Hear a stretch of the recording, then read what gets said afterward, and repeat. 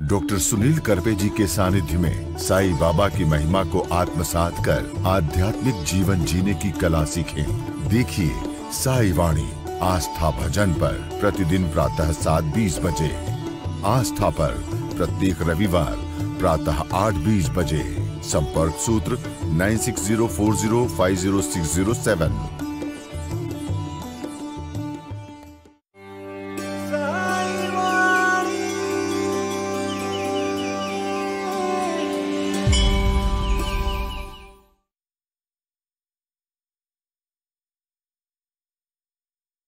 साईं तेरे चरणों में कोटि प्रणाम।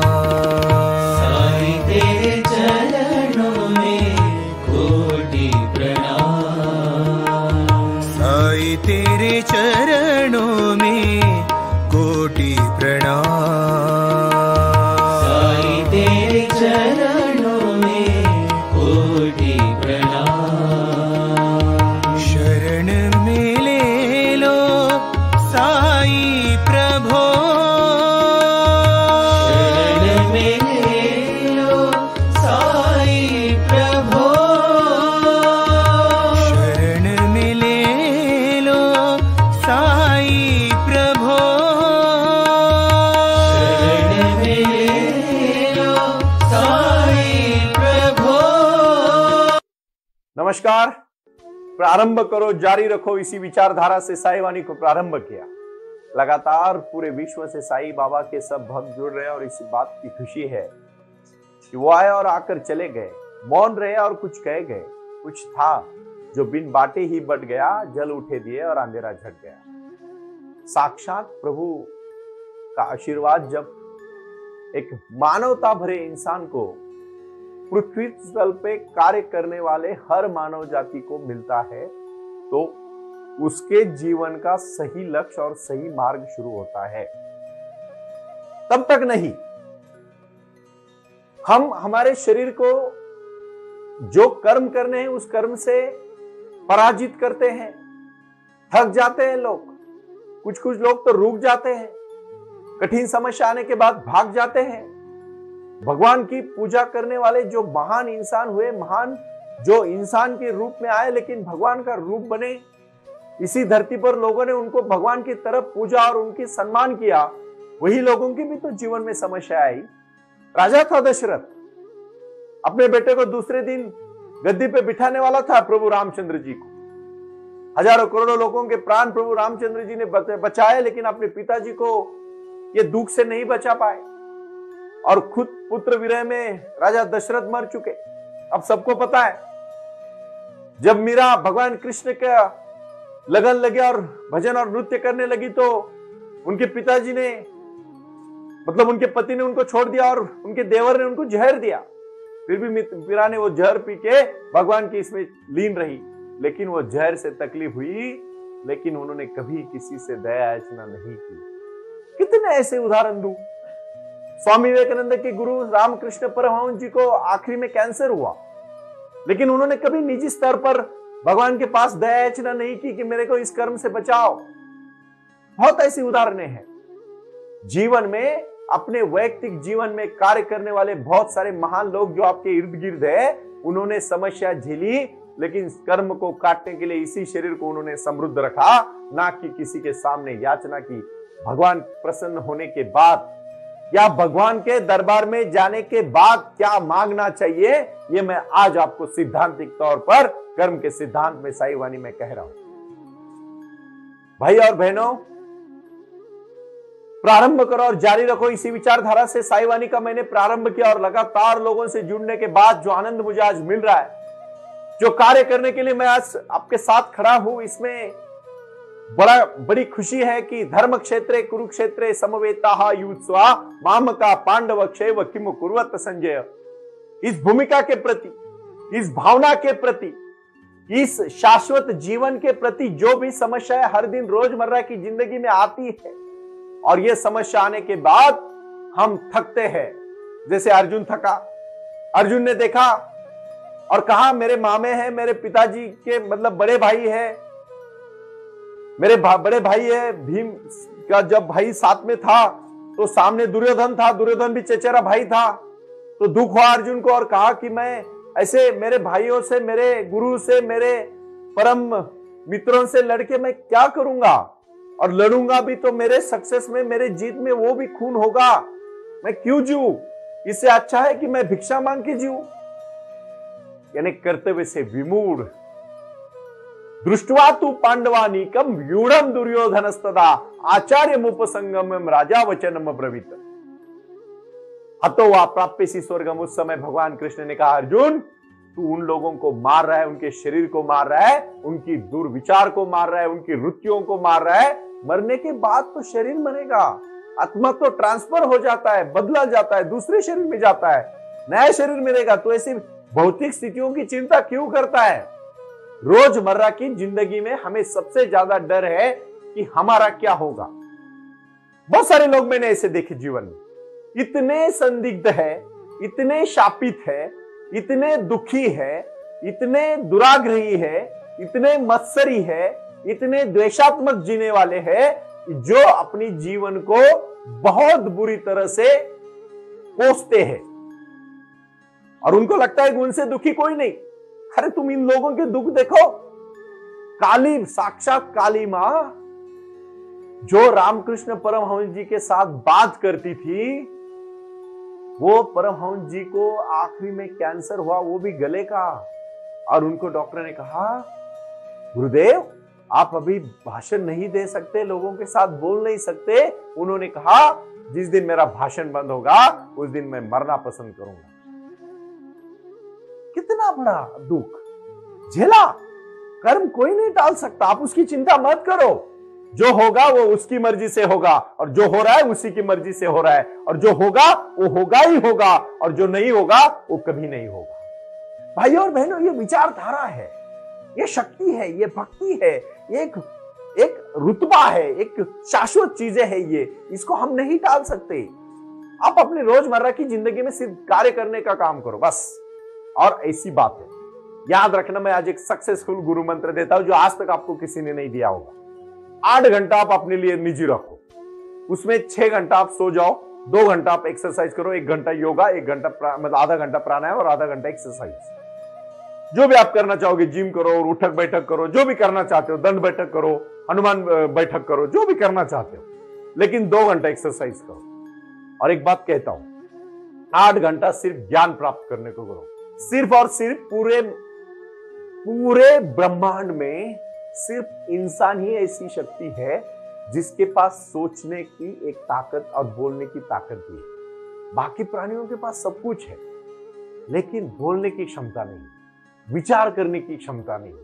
होगी थोड़ी बहुत लेवल पे अलग अलग प्राणियों में, लेकिन इंसान में सबसे ज्यादा है, इसीलिए इंसान पूरे धरती पर राज कर रहा है। लेकिन आपको सच कहूं, वो ज्ञान प्राप्त करता है ना तो दुख कम हो जाता है। जो ज्ञानी है ना वो मूढ़ है, कभी नहीं वो ऐसी किसी भी छोटी छोटी चीजों के पीछे पड़ेगा। जो सच्चा ज्ञानी हुआ उसका उद्धार हुआ। और यही आज का कर्म का सिद्धांत है कि व्यर्थ किसी के लिए, विरह के लिए रो मत। वो आपके हाथ में नहीं है, बिल्कुल आपके हाथ में नहीं है। ये बात मैं विश्वास और दावे के साथ कहना चाहता हूं कि कुछ कर गुजरने के लिए मौसम नहीं मन चाहिए, साधन तो जुट जाएंगे, संकल्प का धन चाहिए। संकल्प ही तय नहीं होता, इसीलिए लोगों के जिंदगी में खुशी ही नहीं आती। कितने सारे लोग मैंने दुखी देखे क्योंकि वो छोटी छोटी चीजों से दुखी हो जाते हैं। कोई मर गया उसी के लिए पूरे रो रहे। कुछ मैंने तो ऐसे लोग देखे, कोई अपना नजदीकी मर गया उसने भी सुसाइड कर लिया। अरे भाई उसका जीवन था, वो जी गया, तू तेरा जिंदगी जीना। ठीक है, दुख होता है, मैं नहीं कहता कि आप बिल्कुल भावना शून्य बनो, मैं बोलता हूं वैचारिक भावनावान बनो। जिस दिन आपको ज्ञान प्राप्त होगा, मैं विश्वास के साथ कहना चाहूंगा, किसी भी बात का आपको दुख नहीं होगा, क्योंकि क्रोधात भवति सम्मोह, सम्मोहात स्मृति विभ्रम, स्मृति भ्रंशात बुद्धिनाशो, बुद्धिनाशात प्रणश्यति। ये भूमिकाएं है, ये भावनाएं है, ये जीवन है। ये तो ऐसे होगा ही। आपके जीवन में सुख है, दुख है, दिन है, रात है, बारिश है, धूप है, ऐसे तो ऋतुएं भी बदलती है। उसी प्रकार जीवन बदलेगा। अपने जीवन में आज के लक्ष्य में एक बात आपको तय करनी है, जो कर्म का सिद्धांत है, भोगना सबको पड़ता है, उससे किसी का भी छुटकारा नहीं है। इसीलिए शिरडी के साईं बाबा का सबसे पहला आशीर्वाद है, मानवता ही धर्म है।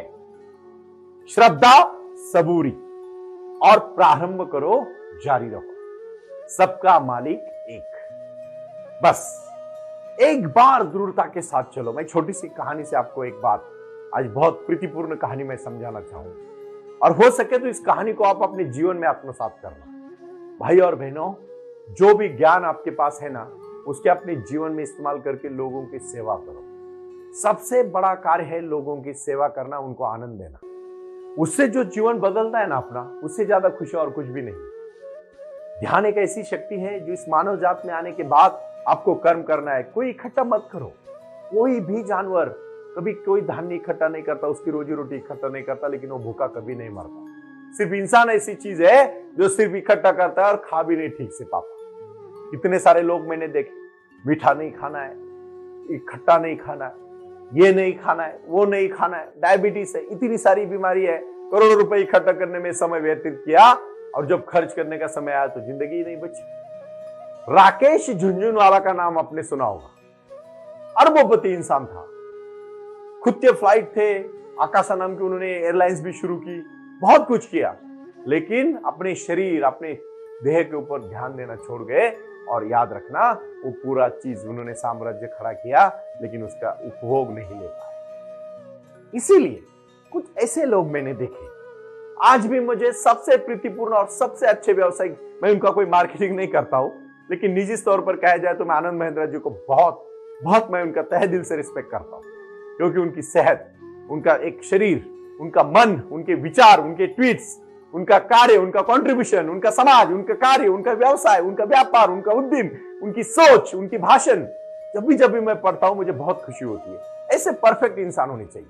हो गए उनके जीवन में भी निजी तौर पर दुख सुख होंगे, वो कभी ज्यादा उन्होंने सार्वजनिक तौर पर नहीं बताया, लेकिन उनकी व्यवहार, उनका समाज देखने के बाद दिल खुश हो जाता है। उसी प्रकार होना चाहिए। इसी को कहते हैं जीवन।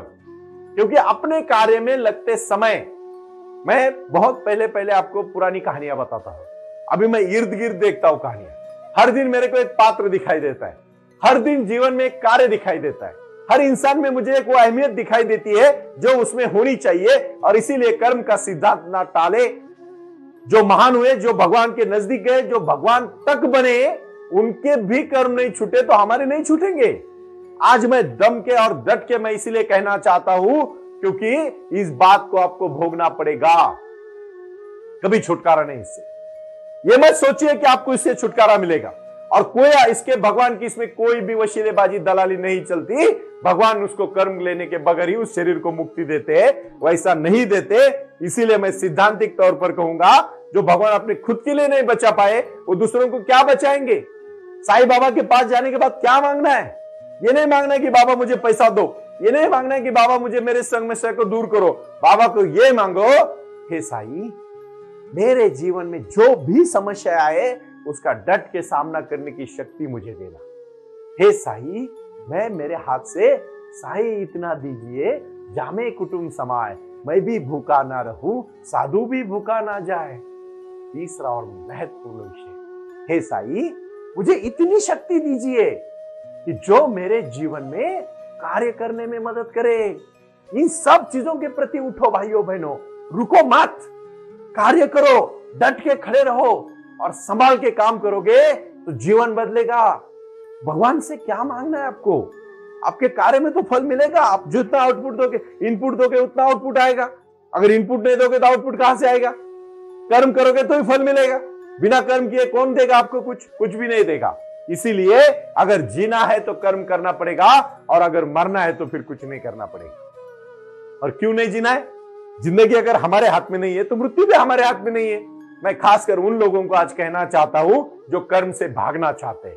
और बहुत ऐसे लोग हैं जो अपने कर्तव्य से भागने के लिए उनका बड़ापन समझते हैं, और ये गलत बात है। इसीलिए कुछ कर गुजरने के लिए मैं कहता हूं, मौसम नहीं मन चाहिए, साधन तो जुट जाएंगे, संकल्प का धन चाहिए। और वो संकल्प होना चाहिए वैचारिक संकल्प, दृढ़ता वाला संकल्प, मानवता वाला संकल्प, प्रगल्भता बनाने वाला संकल्प, और राष्ट्र को निर्माण करने वाला संकल्प, बस और कुछ। और ये बनना है, कुछ करना है। और इसीलिए यत्र योगेश्वरो कृष्णो यत्र पार्थो धनुर्धरो तत्र श्रीर विजयो भूतिर ध्रुवा नीतिर मतिर मम। क्योंकि काम एश, क्रोध एश, रजोगुण तम भव, ये भूमिकाएं है। अपने जीवन में अपने को अपना जीवन का कर्म भोगने से पहले या कर्म भोगते भोगते जीवन को जीना भी चाहिए। आप बोलेंगे जीने वाली कौन सी बात है? रोजमर्रा की जिंदगी में खुशी से जीना ही जीवन है। जीवन कोई पड़ाव नहीं है भाइयों, जीवन कोई अंतिम लक्ष्य नहीं है। हर दिन जीना ही जीवन है। सच कहता हूं मैं, कोई लक्ष्य नहीं होता बड़ा जीवन का, जीने का कोई लक्ष्य नहीं, जीवन ही लक्ष्य है। हर दिन की जिंदगी जीना ही लक्ष्य है। आप ठीक से सुनो मैं क्या बोल रहा हूं। हर दिन जीवन अच्छी तरह से जीना ही जीवन का लक्ष्य है, ना कि जीवन में कुछ पाना लक्ष्य होना चाहिए। कुछ पाने के बाद क्या? कुछ लोग बहुत अच्छे तय करते हैं कि मैं ये पाना चाहता हूं, जिस दिन वो चीज पा लेते उस दिन फिर से दुखी हो जाते क्योंकि और आगे का पड़ाव दिखता है। कभी आदमी इंसान कभी खुश नहीं होता, और जो इंसान खुश होता है वो ज्यादा भागता भी नहीं अलग मार्ग से। मैं नहीं चाहता कि आप दुखी हो जाओ। कर्म है उसको भोगो, इसीलिए प्रारंभ करो और जारी रखो। इसी विचारधारा से साई वाणी से जुड़ो। ओम साई राम। प्रणाम। ओम साई राम। प्रारंभ करो, जारी रखो। इसी विचारधारा से साई वाणी का प्रारंभ हुआ। शिरडी के साई बाबा का आशीर्वाद पाके खुद अपने जीवन में एडवोकेट डॉक्टर सुनील नाना साहेब करपे जी ने साई वाणी के इस कार्यक्रम को प्रारंभ करते हुए 21वीं सदी को सही में साई बाबा के आशीर्वाद से लोगों के जीवन में बदलाव एवं खुशियां लाने के लिए साई वाणी का प्रारंभ किया। लगातार लोग साई वाणी को सुनते आ रहे हैं। साई कृपा जो साई ध्यान से जुड़ी हुई है, क्योंकि मेडिटेशन ही एक ऐसी शक्ति है जो जीवन में क्रांति ला सकती है, बदलाव ला सकती है और खुशियां दे सकती है।